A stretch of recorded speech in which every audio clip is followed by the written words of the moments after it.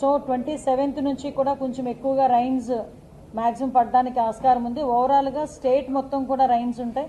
Especially coastal districts ఏదైతే ఉన్నాయో coastal districts అన్నింటిలోని కూడా దీని ఎఫెక్ట్ చాలా ఎక్కువగా ఉంటుంది. కాబట్టి ఇది ఇంచుమించుగా ఒక 100 kmph అంటే గాలి అంటే విండ్ కూడా ఇంచుమించుగా 100 kmphతో రావటం జరుగుతుందండి. కాబట్టి దీన్ని కొంచెం తీవ్రంగానే పరిగణించి దీన్ని కొంచెం సీరియస్గానే తీసుకొని స్టేట్ గవర్నమెంట్ ఆల్ హెచ్ఓడీస్కి కూడా ఇన్స్ట్రక్షన్స్ కూడా ఇవ్వడం జరిగింది.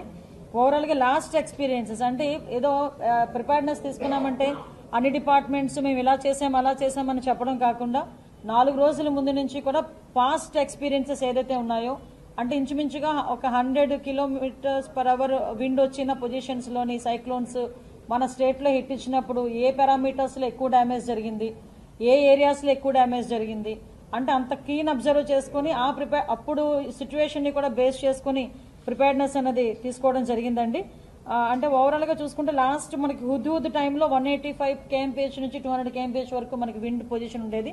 ఈ రోజు మనం చూసుకుంటే 100 kmph వరకు ఉంది. లాస్ట్ 2023లో జరిగిన ఒక సైక్లోన్ ఒకటి ఉంది, దాంట్లో మాత్రమే మనకి ఇంచుమించుగా 120-100 kmphతో విండ్ మనకు వచ్చింది.